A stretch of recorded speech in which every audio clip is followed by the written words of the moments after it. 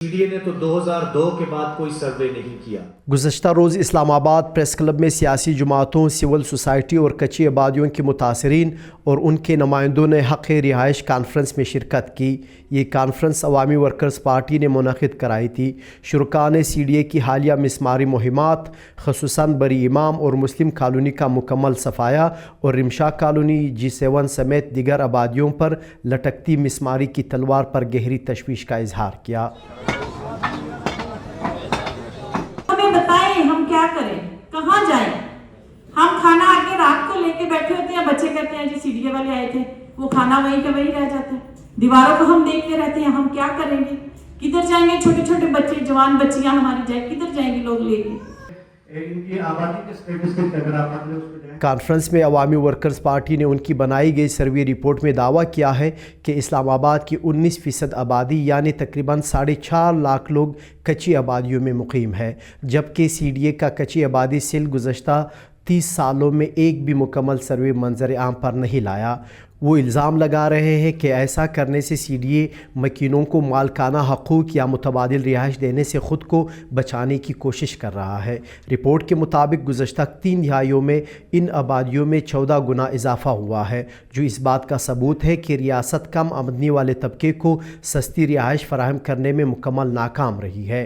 دیکھیں، اسلام آباد میں کئی چیزیں مخصوص ہیں کہ اسلام آباد میں کوئی منتخب، کسی قسم کا بھی منتخب یا سیاسی نظام نہیں ہے نا، بس بابوؤں کا ایک راج ہے CDA کی شکل میں۔ چلو کہیں پہ بلدیاتی الیکشن پورے ملک میں نہیں ہوئے، لیکن یہاں پہ تو تاریخ میں ایک دفعہ ہوئے، پوری تاریخ میں ایک دفعہ ہوئے، اور وہ جو بلدیاتی حکومت بنی بھی وہ بالکل بے اختیار تھی، کیونکہ CDA اپنے اختیارات چھوڑنے کے لیے تیار نہیں تھا۔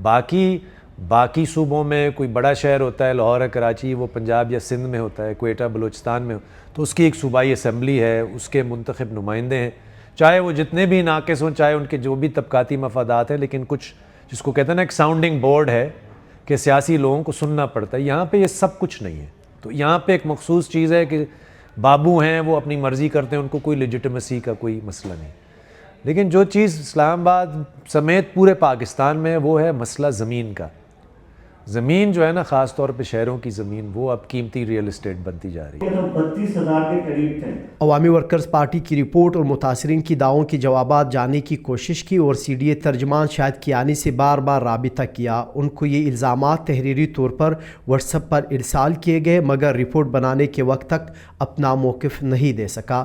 اس سے قبل CDA نے موقف اختیار کیا تھا کہ اسلام آباد میں صرف وہ 10 کچی آبادیاں قانونی تسلیم کی گئی جو 2001 کے سروے میں موجود تھی۔ اس کے علاوہ تمام آبادیوں کو ختم کیا جائے گا، مگر متاثرین CDA کی اس سروے سے اتفاق نہیں کرتے۔ 1983 کے اندر گردیزی صاحب چیئرمین تھے 1983 میں، انہوں نے آ کے مسلم کالونی کے اندر یہ اعلان کیا کہ اس کو ماڈل ولیج قرار دے دیا گیا، اس کو ماڈل ولیج بنایا جائے۔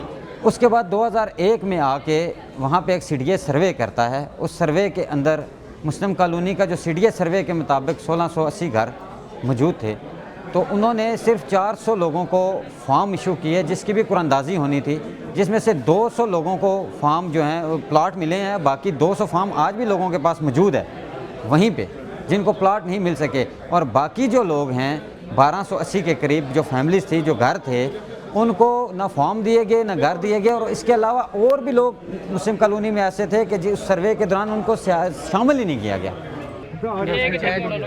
دوسری جانب گزشتہ دنوں اسلام آباد ہائی کورٹ نے سید پور گاؤں اور مضافات میں تجاوزات کے خلاف CDA کو آپریشن کی اجازت دیتے ہوئے حکم دیا کہ اسلام آباد کو اس کے اصل ماسٹر پلان کے مطابق ایک ماڈل سٹی بنایا جائے۔ متاثرین اور انسانی حقوق کی تنظیمیں CDA کے ماڈل سٹی ویژن کو طبقاتی تعصب قرار دیتی ہے۔ ان کا کہنا ہے کہ جہاں بڑے بڑے ڈیولپرز کے لیے زمین واگزار کرانا آسان بنایا جاتا ہے، وہیں رمشا کالونی G7 کے ان غریب خاندانوں کو بے دخل کیا جا رہا ہے جنہیں خود CDA نے کئی سال قبل یہاں آباد ہونے کی اجازت دی تھی۔